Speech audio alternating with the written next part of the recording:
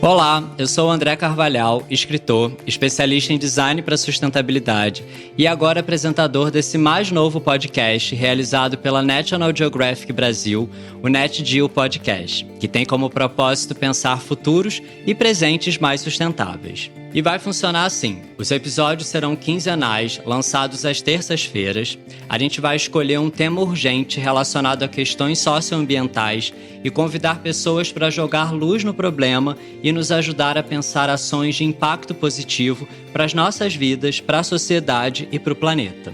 A gente decidiu começar esse primeiro episódio excepcionalmente numa sexta-feira, porque hoje, dia 22 de abril, é o Dia da Terra. E nada melhor do que começar falando sobre a nossa casa. Essa data existe desde 1970 e se tornou um dia mundial no qual milhares de ativistas do mundo todo se reúnem para chamar atenção, criar consciência e promover reflexões sobre os nossos problemas ambientais. Quando a gente fala nesses problemas, a gente pode imaginar um guarda-chuva muito variado de questões que vão desde a poluição do ar, a degradação do solo, contaminação de águas, desmatamento de florestas e até o tão falado aquecimento global e a consequente elevação do nível do mar. Mas a gente está aqui para pensar caminhos, propostas e ações para enfrentarmos essa situação. E para começar muito bem, nesse primeiro episódio do NetGeo Podcast, eu trago duas pessoas que vivem o Dia da Terra 365 dias do ano. Eu estou muitíssimo feliz de anunciar a participação da Paulina Chamorro, que é colaboradora e parceira da National Geographic Brasil, e o escritor Ailton Krenak, que, como eu sempre digo, é uma das vozes mais importantes no Brasil sobre esses temas hoje.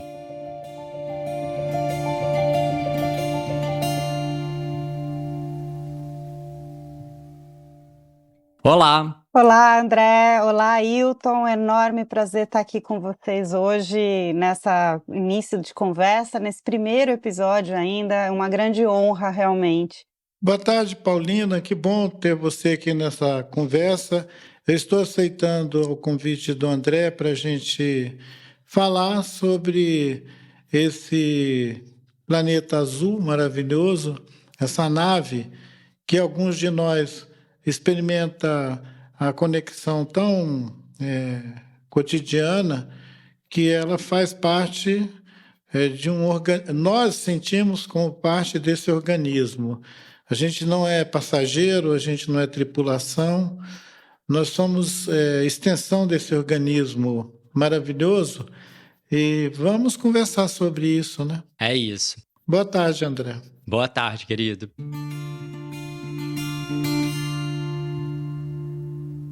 Bom, e a ideia do primeiro bloco é a gente explorar o cenário atual, dando um panorama de onde a gente está e como que a gente chegou até aqui. E eu vou começar com você, Paulina, que é comunicadora socioambiental, já ouviu muita gente no seu podcast, o Vozes do Planeta, e já viveu de perto muitas realidades nos seus inúmeros trabalhos em loco.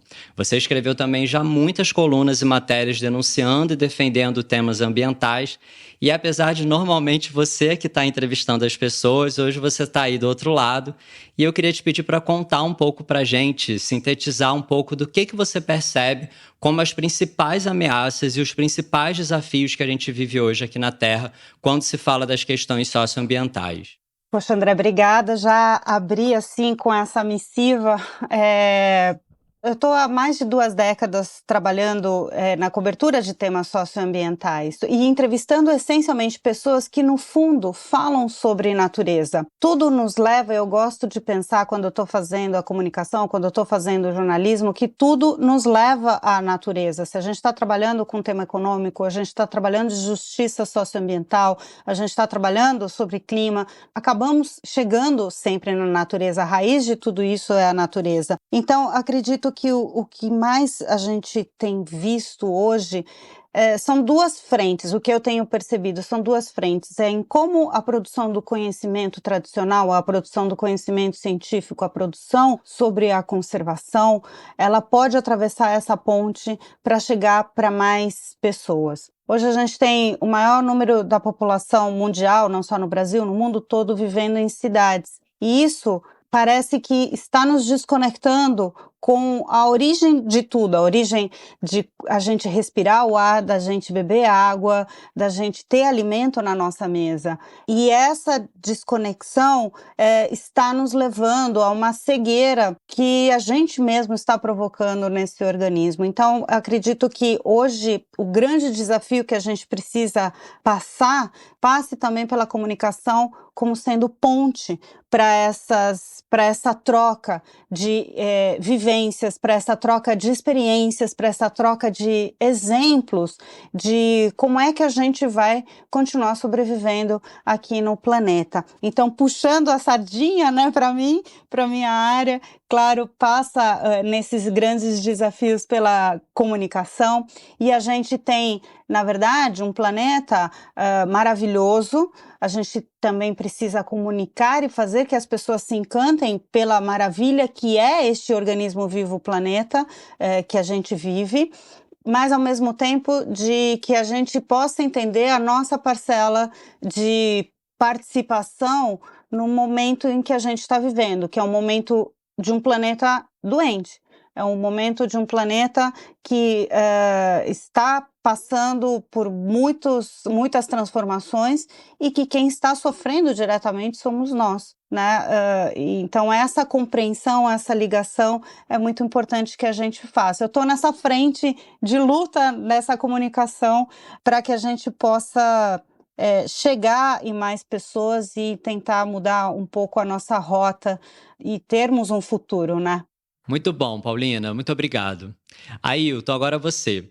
Eu percebo bastante nos seus livros uma crítica em relação ao conceito de humanidade que a gente aprendeu. E eu queria saber como que essa ideia de que todos somos humanos pode, na verdade, acabar segregando as pessoas e contribuindo para uma separação cada vez maior entre o ser humano e a natureza. André e Paulina, quando nós observamos esse raio de coisas que incide sobre a nossa vida no planeta, lembrando que a comunicação tem um papel fundamental na mudança desse modo de estar na Terra, eu queria acrescentar uma observação que nós não temos mais comunicação no sentido do que a gente pensava no século XX. Apesar de nós estarmos experimentando a chamada sociedade da informação, a comunicação é cada vez mais truncada e desviada. Tem um desvio na comunicação. Se não na comunicação, deve haver, então, um desvio na cognição, na compreensão do que está sendo dito. Porque todas as conferências, todas as abordagens que foram feitas até agora, desde a década de 80, com relação à questão do clima, do planeta, e todas as informações que se acrescentaram em oferta a nos entendermos melhor o que é o organismo da Terra, nós ainda repetimos erros gravíssimos, como o de imaginar que o planeta ele está sujeito à nossa vontade. E esse uso da palavra em relação ao organismo da Terra como planeta, às vezes como natureza, ele denuncia a nossa falta de intimidade com esse organismo de que nós fazemos parte.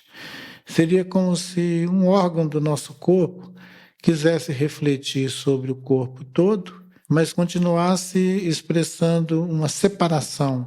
Os humanos estão separados do corpo da Terra e a gente não pode continuar nos enganando sobre isso. Os humanos se distanciaram da Terra como um filho que tem vergonha da mãe.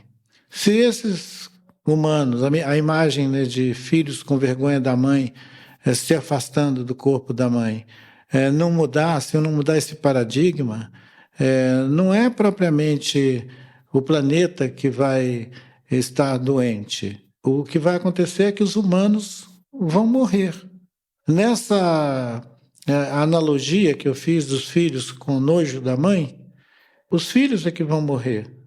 A mãe não, a mãe é a mãe. A Mãe Terra vai continuar existindo depois que os humanos tiverem todos virados esterco. E eu não sou tão fanático pelos humanos. Eu estou interessado em outros seres que compartilham a vida com a gente no planeta, que são não humanos, e são bilhões de não humanos.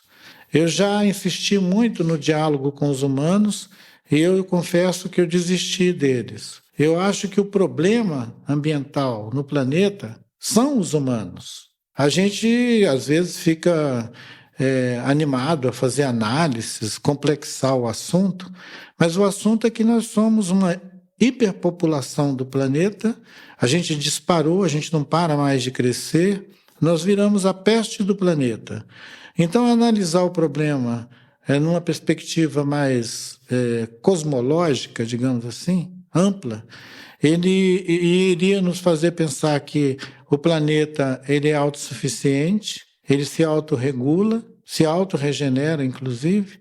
Se a gente causar algum dano temporário a ele, 1 milhão de anos para ele é brincadeira, ele se recupera. Agora, 1 milhão de anos não é brincadeira para a humanidade. Se a gente encarar uma crise de 10 anos de pandemia, morre todo mundo. E nós estamos diante de novas ondas pandêmicas no planeta. E será que não é esse organismo inteligente e generoso que decidiu liberar esses ares, digamos assim? Vamos chamar aqui essas pandemias de ares, como os nossos antigos chamavam. Veio um vento forte de algum lugar. Quem mandou? Será que não é a Terra, não? E se a Terra tiver determinado agora a liberar um pouquinho mais de atmosfera para ver se a gente está entendendo onde é que nós estamos? É como se nós tivéssemos sido convidados para um jardim maravilhoso, começamos a predar o jardim e algumas flores do jardim resolveram soltar algumas essências mortais para ver se a gente se toca. Eu acho que pode estar acontecendo isso. Sim. Paulina, e você falou sobre a dificuldade da comunicação. A Ailton complementou um pouco sobre isso também. Quando a gente fala sobre a compreensão da dimensão desse problema, além da dificuldade de comunicar, eu vejo também que existe muita gente que nega o problema, né? Na década de 70, quando o Dia da Terra surgiu, era preciso relatório, imagens de satélites para provar, para mostrar para as pessoas para onde que a gente estava indo. E hoje, basta a gente abrir a nossa janela, a gente sair na rua e a gente já vê os impactos, né, de tudo que estava sendo previsto lá atrás. A gente hoje já vê milhões de pessoas e regiões inteiras sendo afetadas, tendo que deixar suas casas. Por que você acha que ainda tem tanta gente que insiste em desacreditar, em negar ou até menosprezar as mudanças climáticas? Por que você acha que o negacionismo ele é tão forte? Bom, existe ainda uma parcela muito privilegiada que não está passando, né, sofrendo diretamente as consequências, né, da crise climática, e isso contribui bastante. Ou mesmo que esteja recebendo de uma maneira muito ainda branda, comparado a esses bilhões de pessoas que já estão passando fome por mudança de ambiente, de ter que se mudar de suas áreas, por falta de água, por uma série de muito calor, muita seca. Mesmo essas pessoas que estão recebendo de uma maneira muito branda, elas não entenderam ainda a dimensão por conta justamente dessa desconexão de se entender como mais uma espécie, né, integrante aqui desse planeta. Tem que lembrar, por exemplo, falando de negacionismo, talvez a questão climática, pelo menos dentro da minha área, na cobertura socioambiental, sempre foi um tema, há pelo menos 20 anos, muito negado, né? Mas a gente tem que lembrar que a hipótese de Gaia, que depois virou teoria de Gaia, ficou 40 anos sendo negada, inclusive dentro da própria ciência.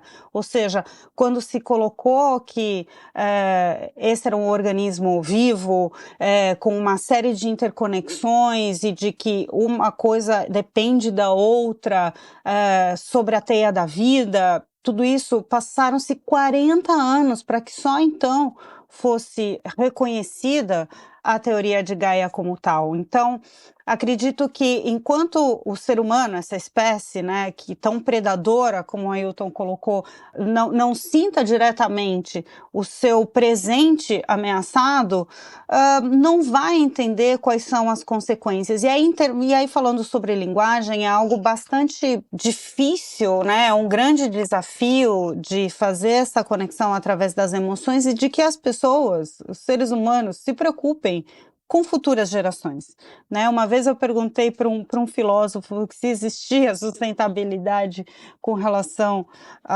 né, à luz da filosofia, ele falou, não existe, assim, o ser humano se preocupa com o que ele tem aqui, hoje é um ser extremamente egoísta e predatório.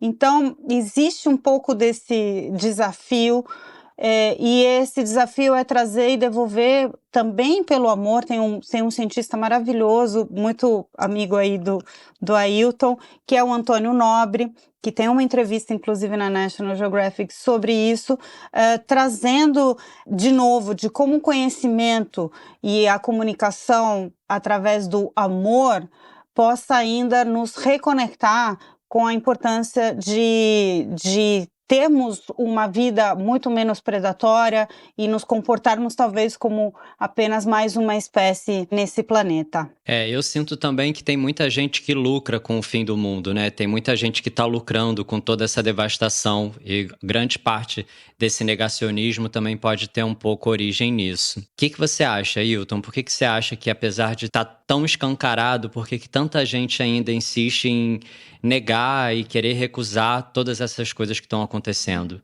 As pessoas vivem a urgência do dia a dia e não pensam sequer em qual o mundo que seus filhos vão experimentar, quanto mais 2, 3 gerações depois. Então, pensar o mundo uma década já é um desafio quase que inimaginável quando você pensa a população do planeta, porque daí você está pensando bilhões de pessoas. É como se você imaginasse um experimento, sei lá, uma bacia de água, onde você jogasse um elemento ativo ali naquela bacia de água e ela fosse causar uma cadeia de mudanças que vão ser espalhadas no corpo d'água, mas não imediatamente, não simultâneo. Então vai ter gente morrendo daqui a 20 anos por efeito de algo que podia ter sido corrigido há 10 anos atrás. O exemplo dos 40 anos para entender, no campo do debate científico, aceitar a teoria de Gaia e deixar de tratar isso como uma alucinação de alguns biólogos, de alguns naturalistas, é bem representativo disso. Nós já estamos pagando a conta. Todo mundo que não acreditou há 40 anos já morreu ou está pagando a conta. Essa que é a questão. Pode parecer muito crítica, extremamente negativa, né, do sentido do humano se constituir como uma capacidade ampla de entendimento, mas o que nós estamos constatando é que os humanos eles não pensam ao mesmo tempo sobre um mesmo problema. Agora, por exemplo, tem uma parte da humanidade que está extremamente ansiosa e insegura com relação a conflitos bélicos, guerras.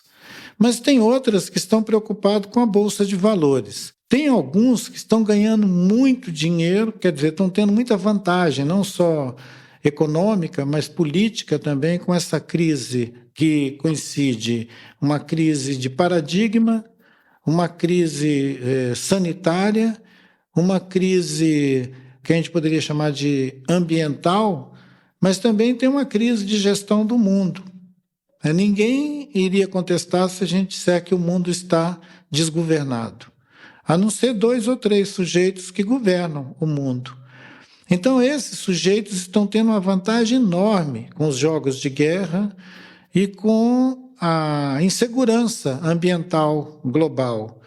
A insegurança ambiental global ela pode ser um elemento de vantagem para um pequeno clube de corporações e alguns bilionários, porque eles não controlam só dinheiro, eles controlam também tecnologias e controlam meios estratégicos de, inclusive, impedir que a comunicação seja feita de uma maneira unívoca, né, clara.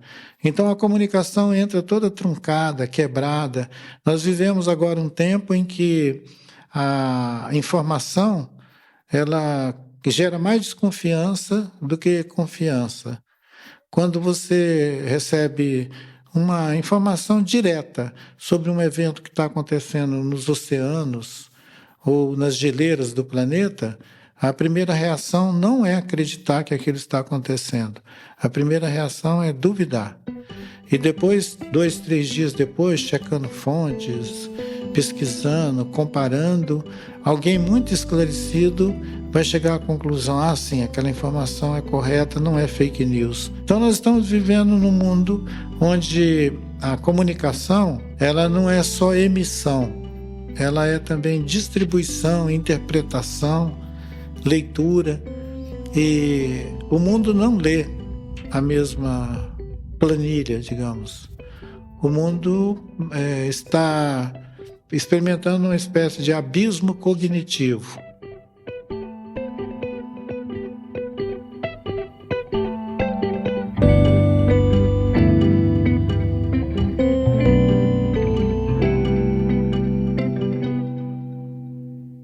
Agora chegou o bloco que a gente explora possíveis soluções e reflete sobre quais os caminhos que a gente deve seguir para reverter o quadro da crise climática e ter um futuro mais justo e sustentável. Paulina, a gente estava falando sobre comunicação, o Ailton encerrou agora falando sobre comunicação, você vive bastante disso aí no seu dia a dia. Além de comunicar, a gente precisa também sensibilizar, né? Tocar as mentes e os corações de quem ainda continua negando ou menosprezando todos esses problemas que a gente falou. Eu queria te perguntar, então, qual você acha que pode ser um caminho, uma melhor maneira de trazer cada vez mais pessoas para esse time, para essa luta?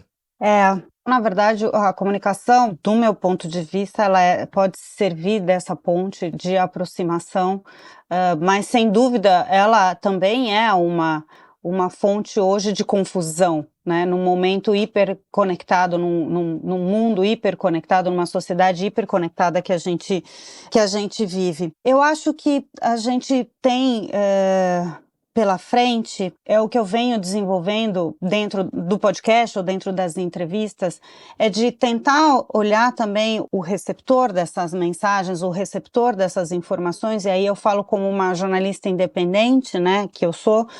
A gente tem diversos pontos de partida de quem está ouvindo.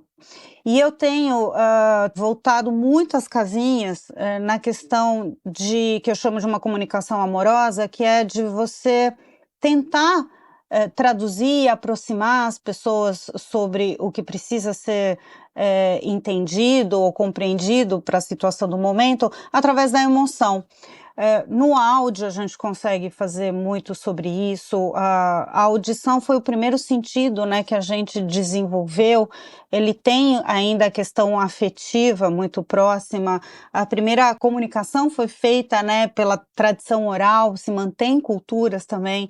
Então eu acredito que uma comunicação com esse componente, com esse cuidado, com esse pensamento, e não estou falando só de profissionais de comunicação que podem fazer isso, estou falando da comunicação em geral. Cada pessoa que possa se comunicar e tenha essa vontade de se comunicar, que faça sempre pensando nesse interlocutor, em quem vai receber a mensagem, em como vamos poder ser mais amorosos em passar essas informações para que a gente possa realmente ter um envolvimento emocional, um envolvimento, eu não gosto de falar engajamento, mas o sentido seria com relação a isso. Total. Ailton, e além de comunicar e sensibilizar, tem algo bastante necessário nos dias de hoje, que é resistir, né? E eu gosto muito de uma fala sua que eu ouvi uma vez, dizendo que as comunidades indígenas já resistem há 500 anos, né? Que você quer ver como é que agora o homem branco vai conseguir resistir diante de tudo isso que está acontecendo. E no seu livro, Ideias para Adiar o Fim do Mundo, você fala sobre um conceito que eu acho muito interessante, que é o de resistir com subjetividade. E eu queria que você contasse para a gente um pouco sobre isso, se você acha que esse pode ser um caminho de resistência para a gente. André, a ideia de resistir ampliando as nossas subjetividades, ele implica também num exercício de comunicar, porque você não pode se refugiar numa ideia estética, numa ideia sensível de poética da vida, de subjetividade, que te afasta das necessidades essenciais do humano. Beber a água tem que ser limpa, a água tem que ser vida. Comer um alimento que não venha drogado, cheio de veneno, como crescentemente está acontecendo com a base alimentar do planeta, não é só daqui da América do Sul, é do mundo. Então, se nós imaginamos uma subjetividade, ela deve ter a potência de interagir nesses campos das relações políticas globais, interferir decisivamente para mudar essa dominação, esse poder hegemônico do capital que come a terra, porque ao mesmo tempo que eu imagino os paraquedas coloridos como um dispositivo que amplia a subjetividade, imaginários, eu também convoco a uma responsabilidade coletiva pela qualidade da água, pela qualidade dos alimentos e pela apropriação imoral que o sistema global, corporativo, tem feito da gestão da vida no planeta. A vida no planeta é alguma coisa sagrada. Ela não pode ser apropriada por bancos, corporações, sistema financeiro, governos corruptos. Esse sistema bélico, ele não pode estar acima de uma ética da vida no planeta. Então, nós temos que desautorizar as lideranças políticas globais que, em nome de nossa, digamos, permanência da vida aqui na Terra, se apropriam de um discurso bélico, tocam em frente a destruição do mundo em nosso nome. A gente tem que desautorizar essa gente. Paulina, e seguindo isso que o Ailton estava falando sobre a importância da gente pensar a gestão da vida na Terra, eu já ouvi você dizendo que a gente chegou num ponto onde não basta só não desmatar mais, não destruir mais, zerar a emissão de carbono, por exemplo, como a gente tem ouvido muito. A gente precisa também começar a regenerar o que foi destruído, principalmente reflorestar a mata, restaurar o oceano. E eu queria que você contasse para a gente um pouco dessas soluções, do que você tem visto, do que você acha que pode ser um caminho. Eu tenho visto e tenho escutado alguns desses caminhos, mas eu queria ressaltar primeiro da questão de um controle, de uma posição mais forte, de um envolvimento mais forte da sociedade, no mundo todo, digo, na fiscalização do poder público, em quem está tomando conta. Se você olhar, quem mantém um sistema produtivo, que no caso está exaurindo, né, o planeta, porque a gente está impondo essas histórias, a gente não tem esse envolvimento e deveria ter esse envolvimento muito maior da sociedade nesse controle, nesse acompanhamento e nessa cobrança com relação ao poder público.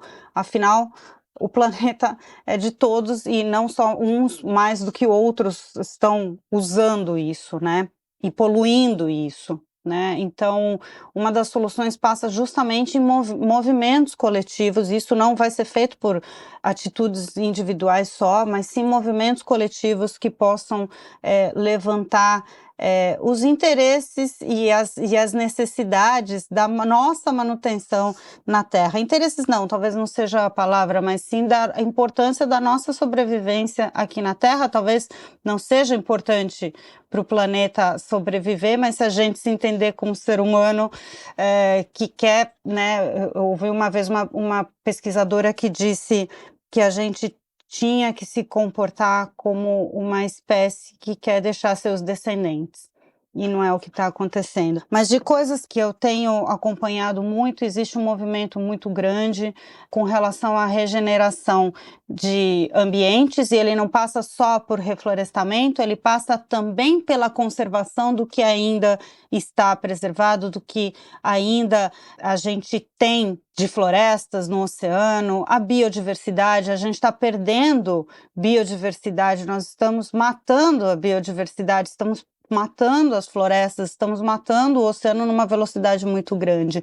Então, a regeneração, ela passa também pela conservação, passa também por esses movimentos que conseguem trazer essa proteção de nós mesmos, né? E também, então, reforçando a questão do reflorestamento. A gente tem diversas iniciativas no Brasil e no mundo que estão fazendo um trabalho de reflorestamento. Recentemente eu tive na região da Serra da Mantiqueira, atrás de plantadores de água, então numa região completamente exaurida, que era de Mata Atlântica, que foi destruído absolutamente tudo, mas fui atrás de algumas iniciativas de produtores que precisam daquela água, porque senão não tem como viver, manter a sua produção. Pequenas famílias começaram a reflorestar suas áreas de proteção permanente, e em 2, 3 anos voltou a umidade no solo. Em outras áreas, em 20 anos, já tem mais de 23 nascentes que reviveram. Então, o reflorestamento, é algo que todos nós podemos fazer, e ele pode sim devolver algum certo equilíbrio para a gente, né, para a nossa vida.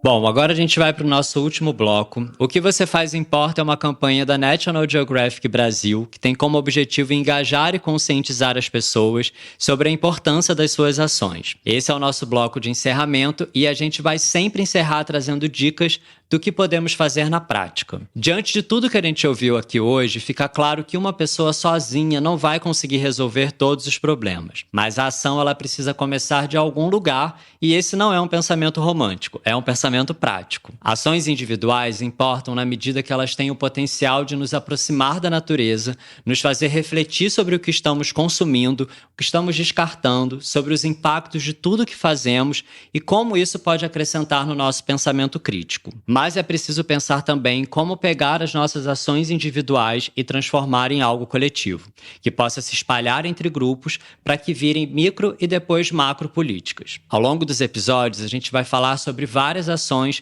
e para começar eu queria falar sobre o verbo engajar. Talvez você não saiba por onde começar, mas existe já muita gente com projetos importantes, super legais, e se interessar nesses projetos, participar, ajudar as pessoas, se engajar na divulgação, na comunicação, pode ser uma forma importante de transformar a nossa consciência individual em um movimento coletivo. Além de projetos, você pode se engajar com comunidades, associações, para conhecer realidades e necessidades diferentes da sua.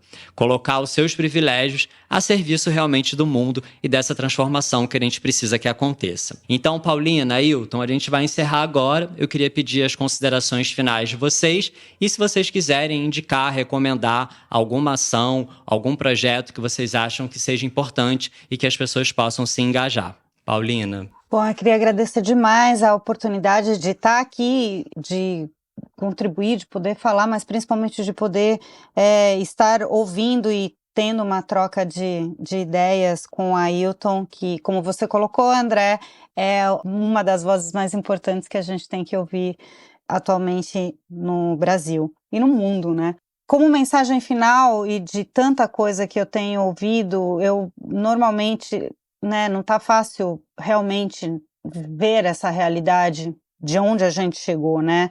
Então, normalmente, quando eu vou baixando a guarda, assim, eu ligo e falo e entrevisto muitos jovens, muitas lideranças jovens, e também, né, lideranças indígenas muito importantes aqui para aprender, para entender, para saber como é que a gente segue, né?